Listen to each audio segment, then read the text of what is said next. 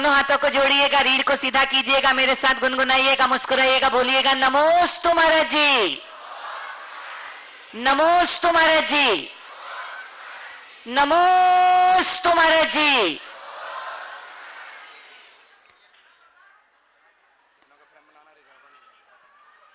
चलते हैं शंका समाधान की इस दिव्य यात्रा को प्रारंभ करते हुए देश और दुनिया के सभी लोग इस शंका समाधान की दिव्य यात्रा में अपने अपने घर पर पारस चैनल, जिनवानी चैनल या प्रामाणिक ऐप के माध्यम से जुड़े हैं। वे सभी तैयार हैं कि जीवनोत्थान के, जीवन को सकारात्मकता से जीने के और जीवन की आपाधापी से दूर होकर जीवन में आमूल चूल क्रांतिकारी परिवर्तन के लिए हम सब शुरू करें। आज के प्रथम प्रश्न को लेकर के हम चल रहे हैं। अपने दोनों हाथों को जोड़ करके बोलिए नमोस्तु महाराज जी, नमोस्तु महाराज जी, नमोस्तु महाराज जी।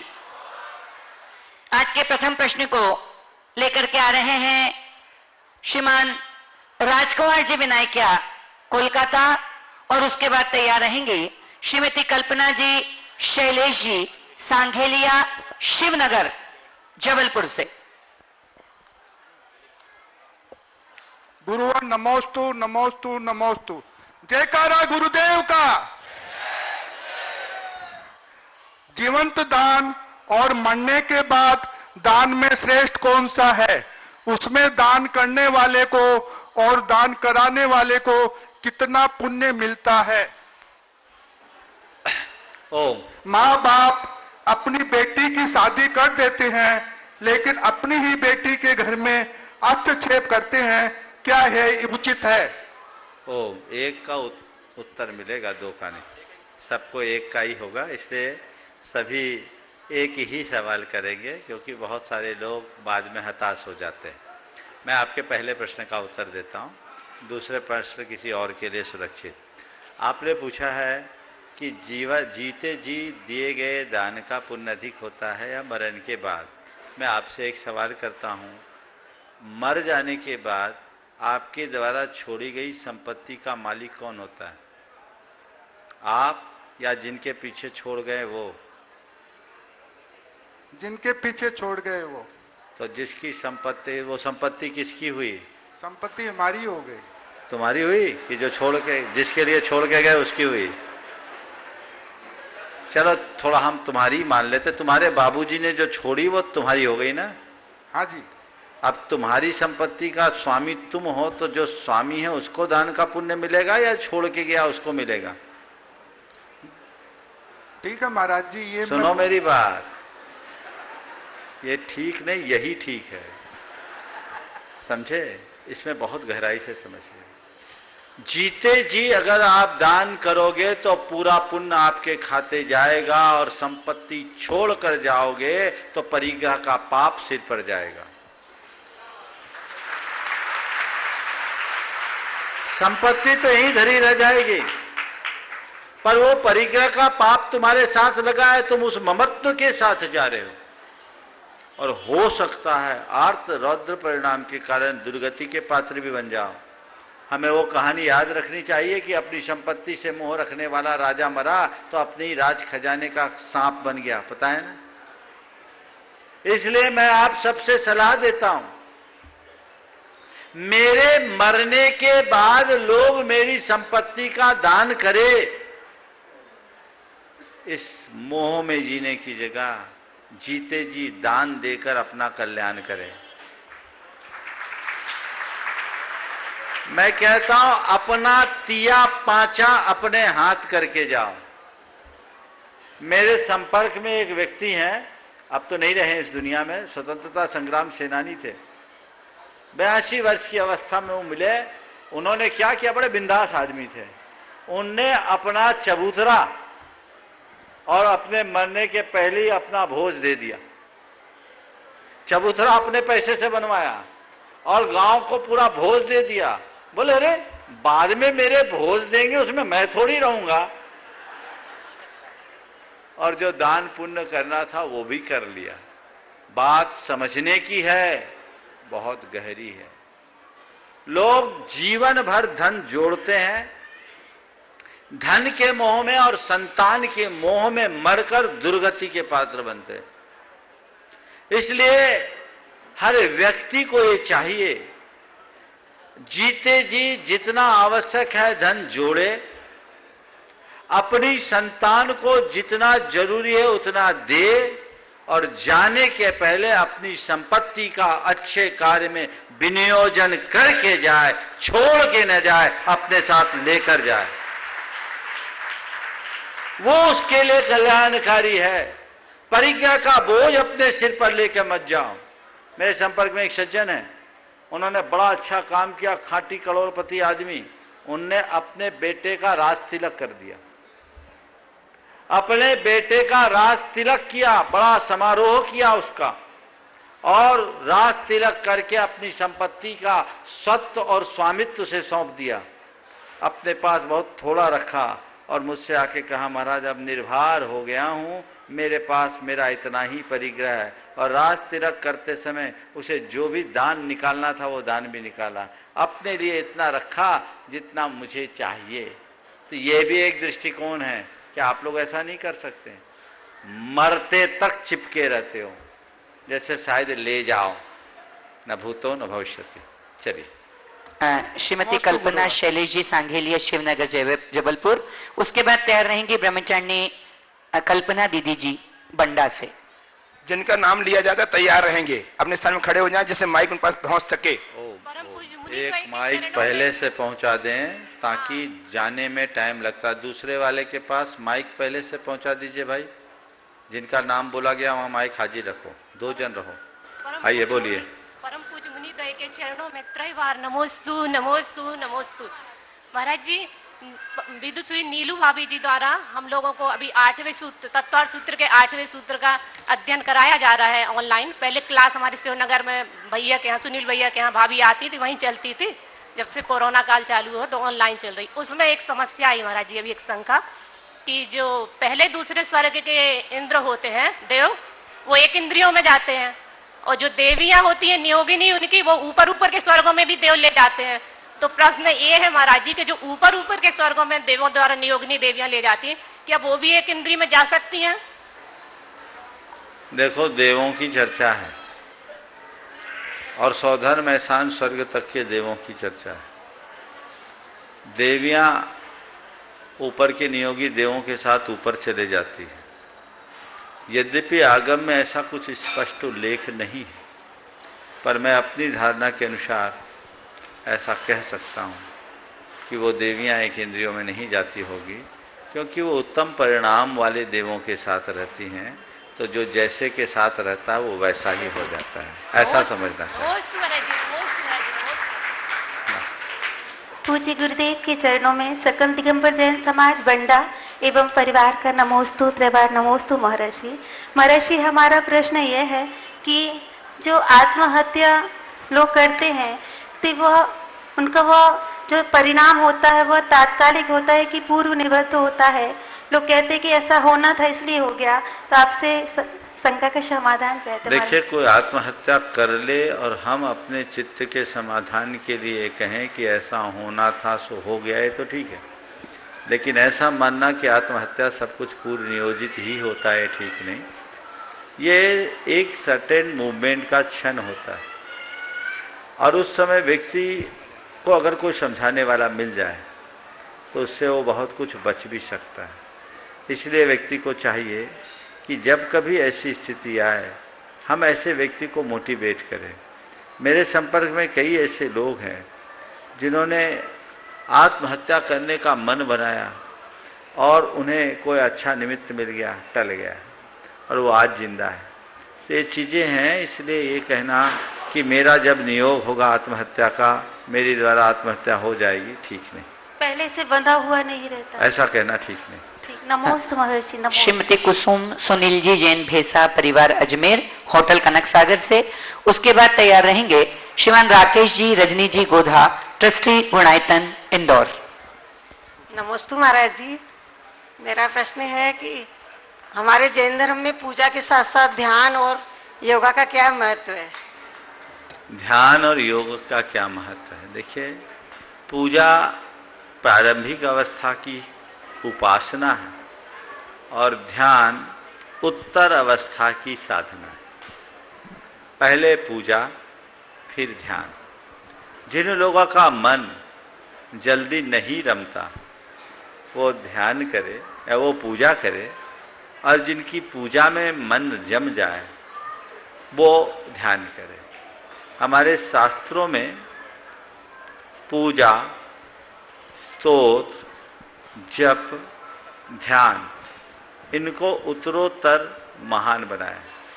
एक नीति का श्लोक है, पुष्पकोटिम जम समम स्तोत्रम स्तोत्र कोटि समम जपः जप कोटि समम ध्यानम ध्यान कोटि समम क्षमा।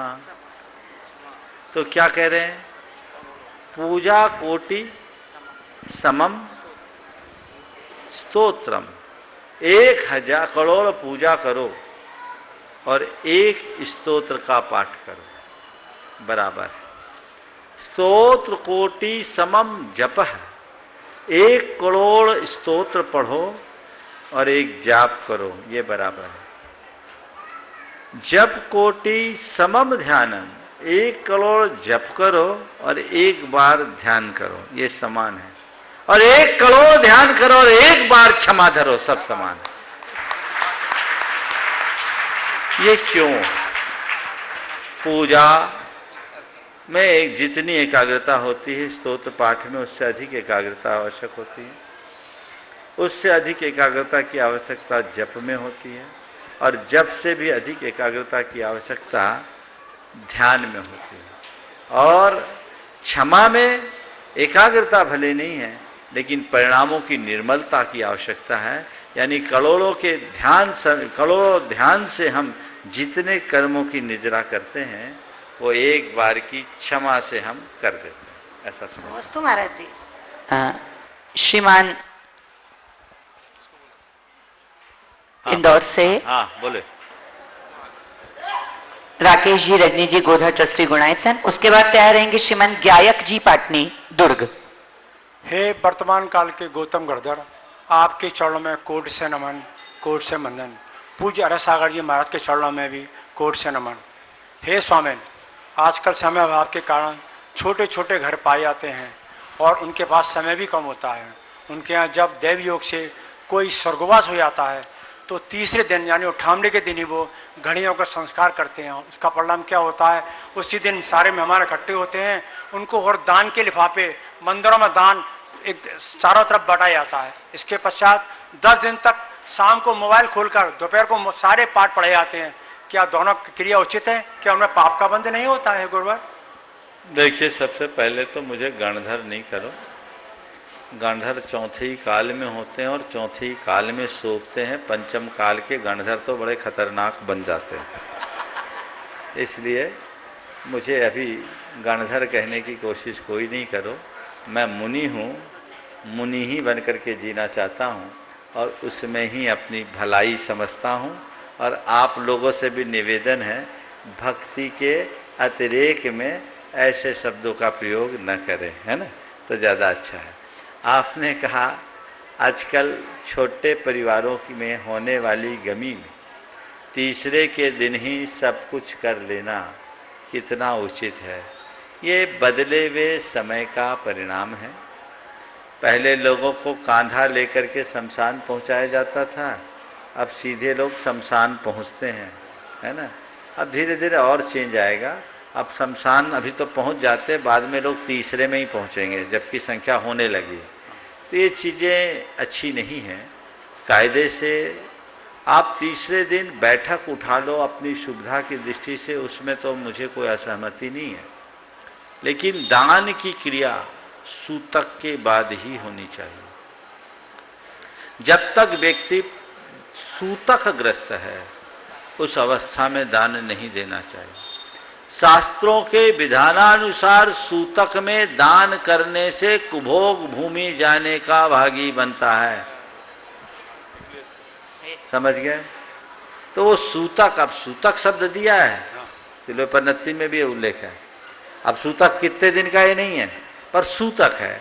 तो लोक में अभी किसी के मृत्यु के बाद 12 दिन की सूतक का प्रचलन है। तो जो लोक मान्य है हमें उसे ही मानना चाहिए।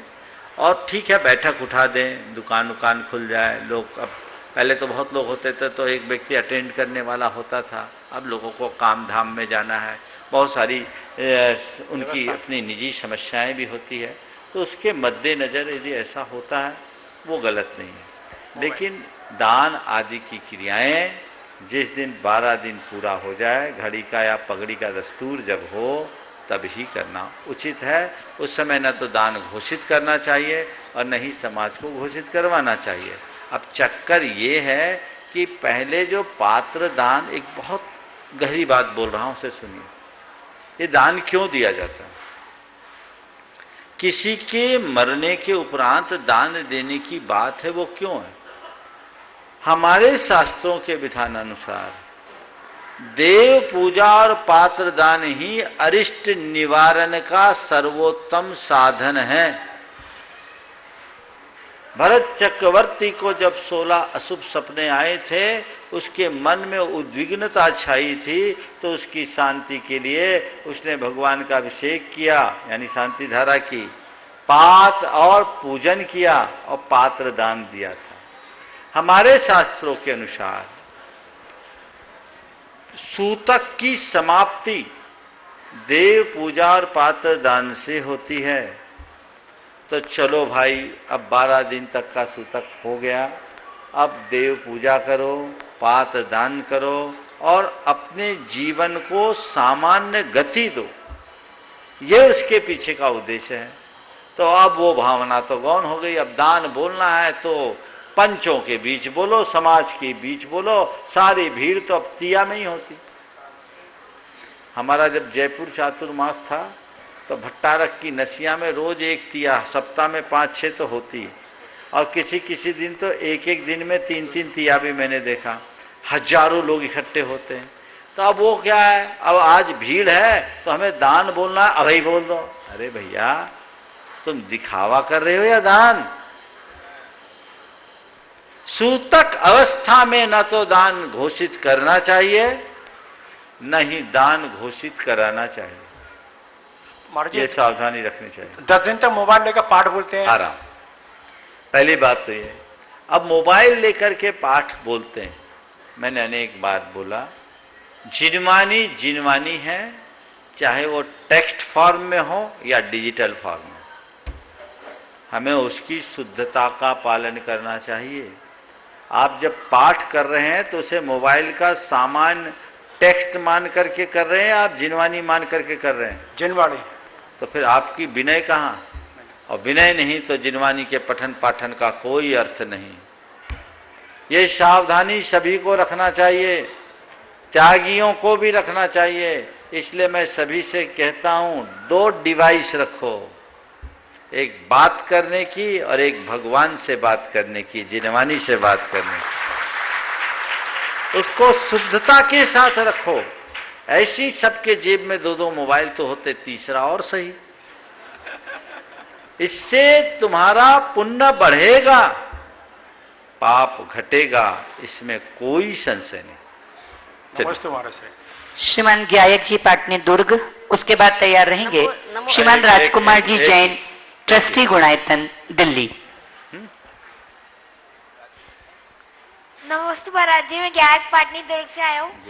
महाराज जी, आजकल हम बच्चों को गेम्स और सोशल मीडिया का बहुत एडिक्शन हो गया, और आजकल हमारा मन भी स्थिर नहीं रहता, कहीं कंसंट्रेट नहीं कर पाते। तो महाराज जी, हम इससे कैसे बाहर आए? देखिए, एडिक्शन तो कोई भी हो, एडिक्शन बुरी है, और एडिक्शन से बचने के लिए व्यक्ति को अपने माइंड में कुछ कोड देना चाहिए। वो कोड क्या? मेरे लिए क्या सही है, मुझे वही करना है जो सही है। समझ गए? ये बात बार बार दोहराओ, मुझे वही करना है जो सही है, मुझे वही करना है जो सही। एक लड़की महाराष्ट्र से मेरे पास आई थी, मैं जब रतलाम में था। उसको पोर्न वीडियोस देखने का एडिक्शन हो गया और उससे वो खुद भी बड़ी डिप्रेशन में थी।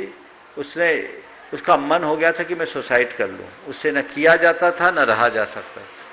उसके परिवार के लोग मेरे पास लेकर आए, मैंने उसे मोटिवेट किया और मोटिवेट करने के बाद उससे मैंने भावना योग करने के लिए बोला और एक कमांड दी कि तुम ये बात करो, बार बार इसको दोहराओ, मुझे वही करना है जो सही है, मुझे वही देखना है जो सही है, मुझे वही देखना है जो सही है, मुझे वही देखना है जो सही है। इसे बार बार दोहराओ।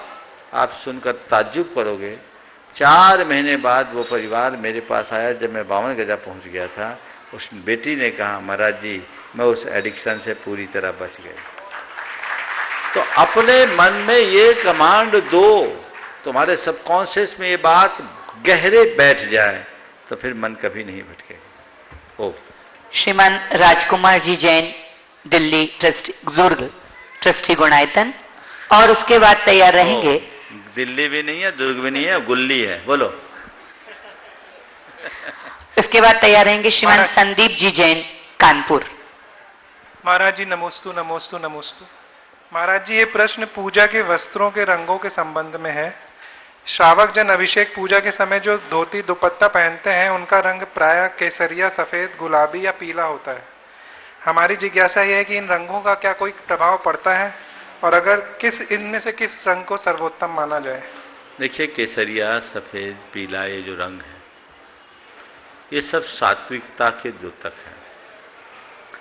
जब केसरिया रंग के वस्त्रों का प्रयोग करते हैं उसके पीछे एक भावना है कि हम इंद्र बनकर भगवान की पूजा करें, और इंद्र पीतांबरी होता है, वो पीत लेस्या वाला, इसलिए इंद्र को भी पीतांबर कहते हैं। अतः केसरिया वस्त्र पहनते हैं। अब वो केसरिया ही धीरे धीरे पीला में बदल गया। और श्वेत शुक्ल लेस्या शुक्लता का प्रतीक है, उज्ज्वलता का प्रतीक है, इसलिए सफेद वस्त्र पहनते हैं। कुल मिलाकर के सफेद हो, पीला हो, केसरिया हो, ये हमारे हृदय में, केसरिया तो भक्ति को प्रकट करता है, सफेद रंग श्रद्धा को प्रकट करता है और पीला रंग उत्साह को प्रकट करता है। इन रंगों का अपना बड़ा प्रभाव है। रंग विज्ञान के संदर्भ में काफी कुछ शोध हुए हैं, वहां से हम इनके बारे में और विस्तार से जान सकते हैं। संदीप जी जैन, कानपुर। उसके बाद तैयार रहेंगे श्रीमान आलोक जी, रितु जी, अक्षत जी जैन, छिंदवाड़ा, निवासी मैनपुर। नमोस्तु गुरुवर। महाराज जी, हम ये जानना चाह रहे थे कि जैसे ही हमने जिन दीक्षा ली वैसे ही हमारे पास 2 बहुत महत्वपूर्ण टास्क हमारे पास कार्य आ जाते हैं। एक तो आत्म कल्याण और एक जन कल्याण। आत्म कल्याण, अपने मोक्ष मार्ग को प्रशस्त करने की राह पर हम अग्रसर हो जाते हैं, और दूसरा जन कल्याण, धर्म की प्रभावना करते हुए जन जन का कल्याण करना और धर्म को दूर दूर तक पहुंचाना। तो इसके बीच में इतनी बखूबी सामंजस्य आप महाराज जी लोग कैसे बिठा लेते हैं, इसके प्रति मेरी जिज्ञासा है, इसके बारे में बताइए। देखो, मैं औरों की तो नहीं जानता, मैं अपनी बता सकता हूं। मेरी फाइलिंग करने की अपनी टेक्निक है। मुझे जिस समय जो फाइल खोलनी होती वही फाइल खोलता हूं और जैसे काम निपटता उसको बंद कर देता हूं। जब तक आपके बीच हूं तब तक आपके हूं, और जब मैं अपने में रहता हूं तो केवल अपना हो जाता हूं। आप रोज ये अनुभव करते होंगे शंका समाधान में, कोई पूरब का सवाल करता है, कोई पश्चिम का सवाल करता है, कोई उत्तर का करता है, कोई दक्षिण का करता है। डिफरेंट एंगल के लोग क्वेश्चंस पूछते हैं। एक प्रश्न से दूसरा प्रश्न एकदम विपरीत। लेकिन आप कभी ये महसूस किए कि पहले प्रश्न के उत्तर का कोई प्रभाव मेरे मन पर है? कभी नहीं। बस इसी का नाम है मेंटल फाइलिंग। जो इसमें निपुण होता है वो हर काम को बखूबी कर सकता है। सब कुछ करते हुए भी स्वयं में रमे रहने की कला योगी की होती है। हालांकि आप मुझसे पूछो तो मैं यही कहूंगा, मेरा पहला लक्ष्य आत्म कल्याण है और वो मेरी सर्वोच्च प्राथमिकता है। बाकी बाहर हो जाए तो ठीक, ना हो जाए तो ठीक। हमारे आचार्यों ने भी हमें यही निर्देश दिया, आद हिदम कादब्बम जम सक्कई पर हिदम चकादब्बम आद हिद पर हिदादो आद हिदम सुट्ठु कादब्बम। अपनी आत्मा का हित कर लेना चाहिए, जितना शक्य हो पर का हित भी कर लेना चाहिए, लेकिन आत्महित और परहित में जब चुनने का मौका हो तो आत्महित अच्छे से कर लेना चाहिए। समझ गए? तो ये विधान है और हम उसे ही प्राथमिकता लेकर के चलते हैं और हमारे मन में तो केवल एक ही भावना होती है, मैं अपना काम कर रहा हूं और मेरे निमित्त से जिन शासन की जितनी सेवा हो सकती हो जाए। आज के बाद कल मैं रहूं न रहूं, पर जिन शासन बना रहे और पीढ़ियों तक चलता रहे, बस यही प्रशस्त राग और भाव। आलोक जी, रितु जी, अक्षत जी जैन छिंदवाड़ा, उसके बाद तैयार रहेंगे सांध्य लक्ष्मी के संपादक श्रीमान शरद जी जैन। नमोस्तु गुरुवन, नमोस्तु गुरुवन, नमोस्तु गुरुवन। मन में उठ रही उलझन को विराम दीजिए, गुरुवर मेरी शंका का समाधान कीजिए। गुरुवर, मेरा प्रश्न ये है कि अभिषेक की संख्या तो बढ़ रही है, लोग अभिषेक करने मंदिर में जाते हैं किंतु अर्घ चढ़ा के पूरी पूजा नहीं करते और घर आ जाते हैं, तो क्या अभिषेक पूजा का प्रारूप हो सकता है? अभिषेक के बाद जो अर्घ चढ़ाते वो क्या है? नहीं, पूरी पूजा नहीं करते हैं। मैं जो बोल रहा हूँ सो सुनिए ना जी। अभिषेक के बाद जो अर्घ चढ़ाते वो क्या है? वो शॉर्ट पूजा बोलते हैं। मतलब मुझे शॉर्ट और लॉन्ग का से मतलब नहीं, वो है क्या? पूजा का ही रूप है वो। तो इसे इस रूप में मत देखिए कि लोग केवल अभिषेक करते हैं, पूजन नहीं करते हैं, बल्कि इस रूप में देखिए जो कल मंदिर तक नहीं जाते थे अब अभिषेक भी करने लगे। हम नकारात्मकता की दिशा में क्यों जाते हैं? हर वक्त हमें सकारात्मक सोचना चाहिए। हाँ, पर मैं उन लोगों से कहता हूं, तुमने इतना पुण्य तो एकत्रित कर लिया कि सुबह से अपने हाथों से प्रभु का अभिषेक करना शुरू कर दिया, लेकिन अब कुछ और आगे बढ़ो, अभिषेक करने के साथ साथ पूजन भी कर लो तो और आनंद है। यथा अवसर पूर्ण पूजा करो, और जिस दिन समय न रहे छोटी पूजा कर लो। अगर तुम्हारे पास समय है तो पूरी पूजा करो, कम समय है तो चौके वाली पूजा कर लो। करते हो कि नहीं करते? करते। और कम समय है तो अर्घ चढ़ा लो, लेकिन करो जरूर। चलिए। नमोस्तु गुरु। श्रीमान शरद जी जैन, संपादक सांध्य लक्ष्मी पेपर, दिल्ली सांध्य। और उसके बाद तैयार रहेंगे Shriman Vijay Kumar ji Jain, crown agency Guwahati, trustee Gunayatan. गुरुवर के चरणों में सादर वंदन, नमन, नमोस्तु नमोस्तु नमोस्तु। और श्रेष्ठ श्रावक पद्मावती देवी को भी मैं सादर जय जिनेंद्र करते हुए शुरुआत करता हूं सवाल की।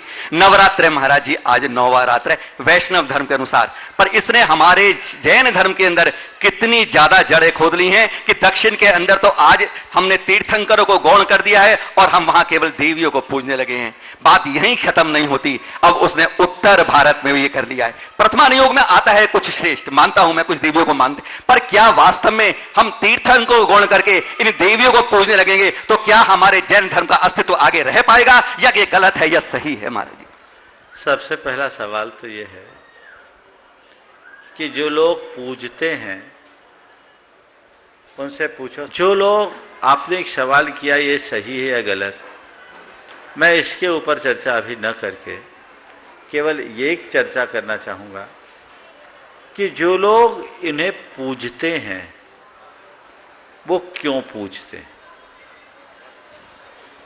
पूजना चाहिए, नहीं पूजना चाहिए, आगम में है नहीं है, ये बात की बात, पर तुम पूज रहे हो तो क्यों पूज रहे हो। एक बहन जी मेरे पास एक बार आई, उन्होंने मुझसे पूछा, महाराज जी पद्मावती आदि देवियों को देवी देवताओं को पूजना चाहिए। मैंने कहा आप पूछती हो? बोले हाँ पूछते हैं। हमने पूछती हो तो क्यों पूछ रही हो मुझसे? नहीं महाराज हम जानना चाहते हैं पूजना चाहिए कि नहीं। मैंने कहा अच्छा आप क्यों पूछती हो, आप क्यों पूछती हो? तो उन्होंने कहा महाराज इसलिए कि कहते हैं इनकी पूजा करने से रोग शोक संताप, उनके हाथ में दो माइक, उनको पूजने से रोग शोक संताप नहीं होता। हमने कहा अच्छा, आप कब से पूछते आ रही हो? बोला महाराज जी करीब 20 साल हो गए। फिर आपके घर में तो कोई बीमार नहीं पड़ता होगा? महाराज यही तो समस्या, कोई ना कोई बीमार पड़ा रहा है।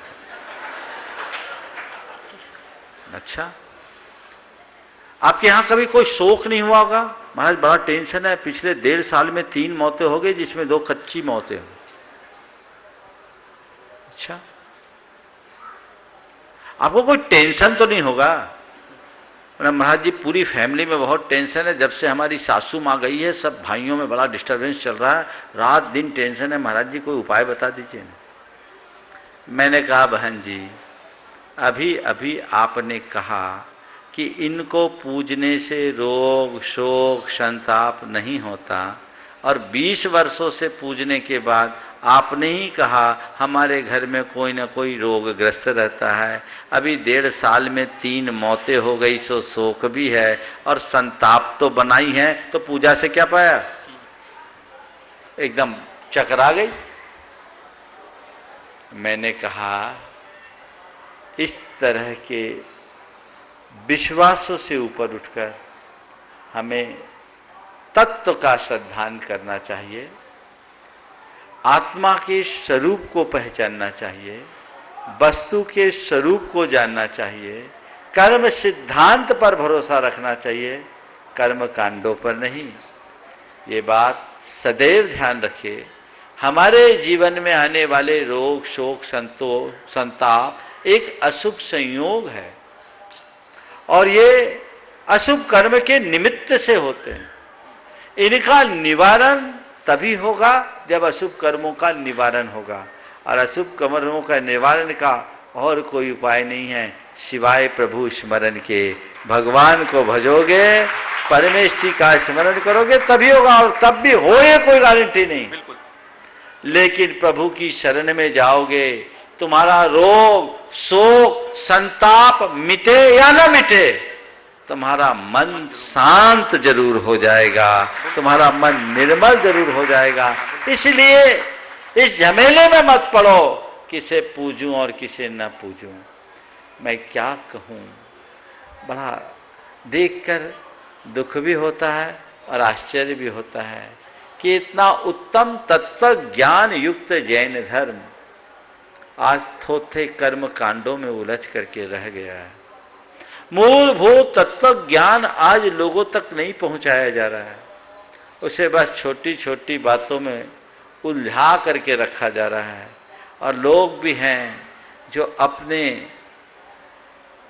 हल्के मनोबल के कारण अंधविश्वासों से ग्रसित हैं, अज्ञान से प्रेरित हैं, हम जैसे साधुओं की बातों में आ जाते हैं और अधर्म को भी धर्म मानते हुए करने लगते हैं, धर्म को भी धर्म होने का भ्रम पाल लेते हैं। हमें इनसे बचना चाहिए।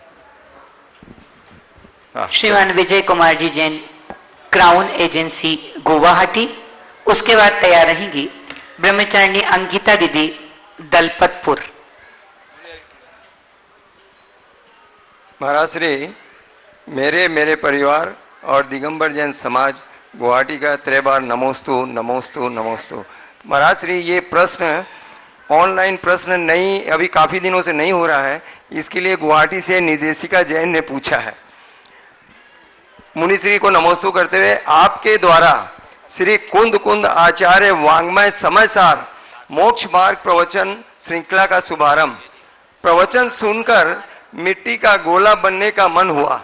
जैसे ही आपके प्रवचन तथा जिनवाणी चैनल पर समय समाप्त हुआ, गोला घर पढ़ाई व्यापार में उलझ गया, जो एक नैतिक तथा मौलिक जिम्मेदारी है। इससे आगे कैसे बढ़ा जाए, कृपया स्पष्ट करें। बस मैं इतना ही कहता हूँ, बहुत गंदा कपड़ा केवल पानी में भिगोने से साफ नहीं होता, ये अनुभव है ना। उसके लिए आप लोगों को क्या करना पड़ता है, पानी में भिगोकर उसमें अच्छे से सर्फ सोडा लगाकर, है ना। पुराने ज़माने में तो मुगरी से खींचना पड़ता था, अभी भी खींचना पड़ता है। समझ गए? तो 1 घंटा प्रवचन सुनना यानी अपने गंदे मन को पानी में भिगोना है और बार बार उस प्रवचन को दोहराना यानी उस गंदे कपड़े को मुगरी से खींचना है, बार बार खींचते रहिए, साफ हो जाएगा और समस्या हल हो जाएगी। रही बात ऑनलाइन प्रश्नों के अभी स्थगित होने की, तो प्रत्यक्ष लोगों के भी प्रश्न भी नहीं हो पा रहे हैं, तो ऑनलाइन वालों को तो अभी थोड़ी प्रतीक्षा करनी ही पड़ेगी। ब्रह्मचारिणी अंकिता दीदी जी दलपतपुर, उसके बाद तैयार रहेंगी बहन साक्षी जैन इंदौर। समस्त दलपतपुर समाज की तरफ से एवं मेरी पूरी बहनें एवं उनके परिवारजन की तरफ से मुनि श्री प्रमाण सागर जी महाराज, मुनि श्री अरय सागर महाराज जी के चरणों में बारंबार नमोस्तु नमोस्तु नमोस्तु। महाराज जी, मेरा प्रश्न है, यदि संसारिक कार्यों के लिए धर्म का आलंबन लेंगे तो संसार में वृद्धि होगी, संसार का नाश नहीं। लेकिन महाराज श्री कोई भी जो संसारिक कार्य होते हैं धर्म के बिना नहीं होते हैं, तो फिर कैसे? महाराज जी, मेरे शंका का समाधान कीजिए। संसारी कार्यों के लिए धर्म का आलम्बन नहीं लो, धर्म का आलम्बन लेते हुए संसारी कार्य करो, बस इतनी सी सोच बदल लो तो सब कुछ ठीक हो जाएगा। हम सांसारिक कार्यों के लिए धर्म करने की जगह सांसारिक कार्य कोई भी करे तो धर्म से करे, कोई भी मांगलिक कार्य हो तो पहले धर्म करे, ठीक हो जाएगा। चलिए बहन साक्षी जैन इंदौर, उसके बाद हम सब चलते हैं भाई विकर्ष जी के साथ। नमोस्तु महाराज जी। महाराज जी, मेरा प्रश्न यह है कि आजकल लोग बहिरंग परिग्रह का त्याग बहुत जल्दी कर देते हैं, परंतु ना तो अंतरंग परिग्रह का त्याग करते हैं, ना ही उसका त्याग करने का विचार करते हैं। तो महाराज जी, बिना अंतरंग परिग्रह को त्याग किए बहिरंग परिग्रह का त्याग करने में कोई लाभ है क्या? अतः हमें पहले कौन सा परिग्रह त्याग करना चाहिए? देखिए, बहिरंग परिग्रह को त्यागना बिल्कुल ठीक है, वो हमारा लक्ष्य नहीं है, पर अंतरंग को त्यागने के लिए बहिरंग को त्यागना जरूरी है। पर आपने कहा है बिना अंतरंग को त्यागे बहिरंग का कोई फायदा है, और अंतरंग परिग्रह में हम कौन चीज को त्यागे? अपने अंदर के राग द्वेष मोह को कम करना ही अंतरंग परिग्रह को कम करने का प्रयत्न है। रेणु जी जैन जयपुर, और उसके बाद तैयार रहेंगे भाई विकर्ष जी। नमोस्तु गुरुवर। महाराज जी, मेरा प्रश्न अभी वाले प्रश्न से रिलेटेड है कि ये सूतक के टाइम फिर शांति धारा, घर में अगर जन्मदिन आता है तो हम शांति धारा करा लेते हैं, फिर दान भी दे देते हैं, राशि भी बोल देते हैं, तो फिर वो ठीक है क्या? ओम, जब तक सूतक है तब तक कोई दान नहीं होना चाहिए, ये उचित नहीं। चलिए ओम। भाई विकर्ष जी। आइए बंधो, चलते हैं। आप देखते हैं प्रतिदिन लोग गुणायतन से जुड़ रहे हैं, और निश्चित ही हम सबकी भावना है कि पूज्य गुरुदेव की परिकल्पना शीघ्र अतिशीघ्र साकार रूप ले, ताकि हम सब पूरा विश्व इसका साक्षी बन सके। गुणायतन तीव्र गति से कार्य चल रहा है, लोग जुड़ रहे हैं। आज जिन लोगों ने गुणायतन से जुड़कर के अपने आप को धन्य किया है, ऐसे श्रावक सृष्टि को मैं बुलाना चाहूंगा। बड़े ही सम्मान के साथ पूरा गुणायतन परिवार हृदय से स्वागत करता है हमारे रूप में। आज जिन्होंने श्रोमणी संरक्षक के रूप में जुड़े हैं, ऐसे श्रावक सृष्टि के नाम की उद्घोषणा कर रहा हूं। बेंगलोर से श्री घर्षण कुमार जैन, दीपाली चौगले, सिद्धांत घर्षण जैन, मोक्ष जैन, सपरिवार। जोरदार जोरदार करतल ध्वनि होना चाहिए, पूरा पंडाल एक बार गुंजायमान होना चाहिए। तालियों के माध्यम से हमारे बीच उपस्थित है। मैं निवेदन करूंगा, बुआएं सपरिवार गुरुदेव के चरणों में नमन वंदन करें। यदि उपस्थित हो तो अपना हाथ उठा दें, शीघ्रता से आ जाएं। और साथ ही जिन्होंने श्रोमणी संरक्षक के रूप में जुड़े हैं, बेंगलोर से श्री घर्षण कुमार जैन, दीपाली चौगुले, सिद्धांत घर्षण जैन, मोक्ष जैन, सपरिवार। संस्थापक सदस्य के रूप में जिन्होंने जुड़ने का सौभाग्य प्राप्त किया है, आज ट्रस्टी के रूप में संबद्ध हुए हैं गुणायतन से, ऐसे श्रावक सृष्टि बुरहानपुर से श्री अभिषेक जैन, निमित जैन, चरित्र जैन, पवन कुमार ठोलिया, सपरिवार। जोरदार जोरदार करतल ध्वनि से अभिनंदन। हमारे बीच यदि उपस्थित हैं तो आए शीघ्रता से और गुरुदेव के चरणों में नमन वंदन करके आशीष प्राप्त करें। निर्माण मित्र से संस्थापक के रूप में जो जुड़े हैं, श्री राकेश कुमार जैन, श्रीमती रजनी जैन, राहुल, इशिता, आदित्य, आकांक्षा, परीक्षा, एकांश, आरव जैन, गोधा, इंदौर से। आइए जोरदार जोरदार करतल ध्वनि से अभिनंदन कीजिए। और और उनके सम्मान के लिए सुभाष जी जैन सीईओ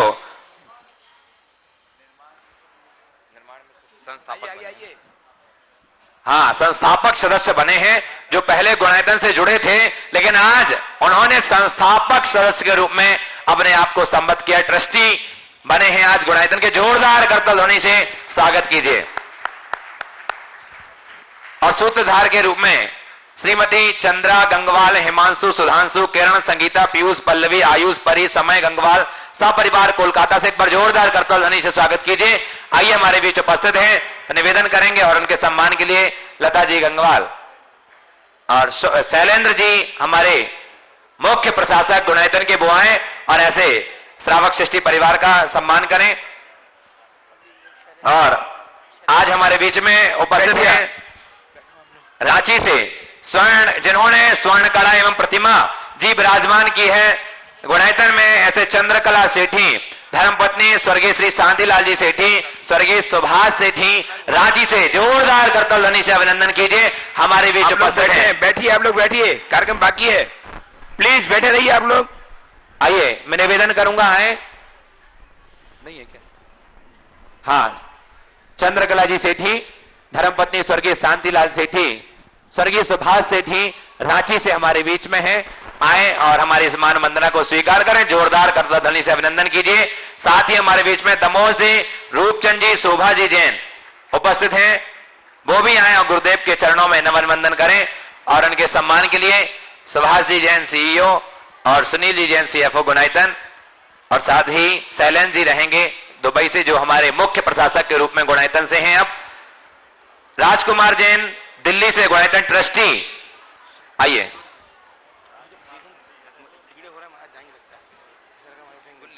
राजकुमार जी जैन गुल्ली गुणायतन ट्रस्टी, जिन्होंने एक प्रतिमा, एक मंडल और रजत में विमान तीनों समर्पित किए गुणायतन के लिए। जोरदार करतल ध्वनि से अभिनंदन। हमारे बीच उपस्थित हैं, गुरुदेव के चरणों में नमन करके आशीष प्राप्त करें। और इनके सम्मान के लिए बोलना चाहूंगा अनिल जी जैन श्रोमणी संरक्षक और संजय जी गोधा साहब आए और ऐसे श्रावक सृष्टि का सम्मान करें। जोरदार करतल ध्वनि से अभिनंदन। और साथ ही हमारे बीच में शरद जी जैन, शांत महालक्ष्मी के संपादक, दिल्ली से हमारे बीच उपस्थित हैं, वो भी आए, गुरुदेव के चरणों में नमन वंदन करके आशीष प्राप्त करें। और उनका भी हम मान वंदना करना चाहते हैं। हाँ, शरद जी का सम्मान करेंगे, सुभाष जी जैन सीईओ गुणायतन और सुनील जी जैन सीएफओ गुणायतन। और साथ ही जिन्होंने स्वर्ण दान दिया है ऐसे श्रावक सृष्टि श्रीमती राजकुमारी जी जैन, मातेश्वरी, श्रीमान प्रेमचंद जी प्रेमी परिवार कटनी सतना से, इन्होंने लगभग 60 ग्राम स्वर्ण समर्पित किया गुणायतन के लिए। जोरदार करतल ध्वनि से अभिनंदन कीजिए। श्रीमती पुष्पा जैन, जिन्होंने स्वर्ण की अंगूठी प्रदान की है। इंदौर से श्रीमती रजनी राकेश गोधा, चांदी का छत्र नए 198 ग्राम गोल्ड पॉलिश सहित। श्री कपूर चंद जैन बासा वाले, जिन्होंने 540 ग्राम समर्पित किया है चांदी। रहेली सागर से श्रीमती मीना जैन, धर्मपत्नी बिमल चंद जैन ने 5.87 ग्राम स्वर्ण समर्पित किया है। और शेष नामों कौन? कीर्ति मुकेश जैन जी हमारे बीच में उपस्थित हैं, दिल्ली से, वो आए और इनके सम्मान के लिए सुभाष जी जैन सीईओ गुणायतन और शैलेंद्र जी जैन मुख्य प्रशासक गुणायतन वो आए और सम्मान करेंगे। और साथ ही बंधु शेष बहुत सारे नाम रह गए हैं। आइए, श्रीमती चंद्रकला जी, श्रीमती लता जी गंगवाल और शकुन दीदी हमारे बीच में उपस्थित वो आए और सम्मान करेंगे। नाम घोषणा कर देंगे और हम बोल, और शेष जो नाम रह गए हैं आज उनकी घोषणा हम कल करेंगे, समय कम है इस कारण से। कीर्ति मुकेश जी हमारे बीच में है, इनका सम्मान और एक प्रश्न रखेंगे पूज्य गुरुदेव के चरणों में। शकुन दीदी सम्मान अभी सम्मान नहीं हुआ। शकुन दीदी और लता जी गंगवाल गुणायतन मंत्री सम्मान कर रही हैं। कीर्ति मुकेश जैन हमारे बीच में दिल्ली से, एक बार जोरदार करतल ध्वनि से अभिनंदन कीजिए। विजय जी गंगवाल गुवाहाटी से गुणायतन ट्रस्टी हमारे बीच उपस्थित हैं और इनके भी सम्मान के लिए बोलना चाहूंगा वो आए। और इनके सम्मान के लिए सुनील जी जैन सीएफओ गुणायतन और अनिल जी जैन श्रोमणी संरक्षक गुणायतन वो आए और ऐसे श्रावक शिष्टि का सम्मान करें। विजय जी गंगवाल गुवाहाटी से गुणायतन ट्रस्टी हमारे बीच उपस्थित हैं।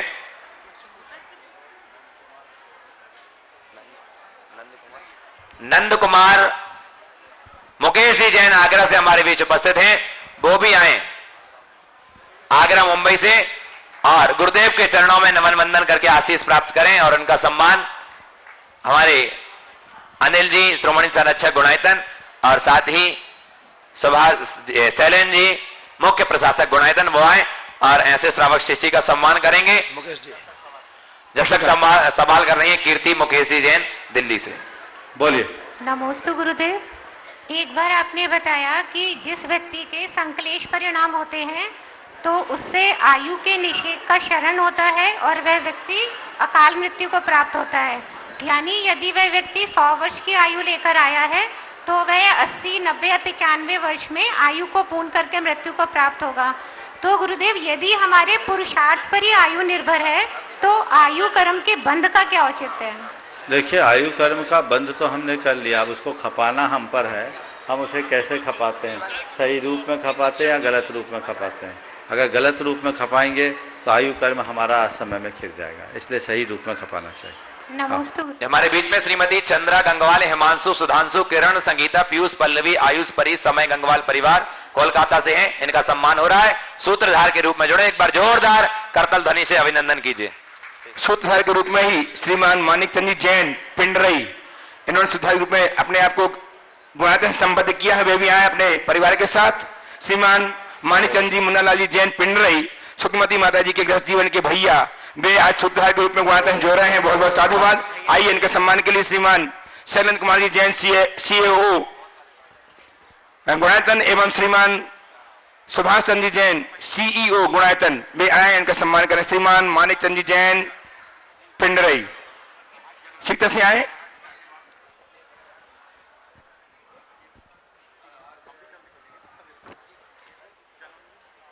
चालू माइक माइक माइक ओ हाँ, जल्दी कीजिए, सीखते करें। ओ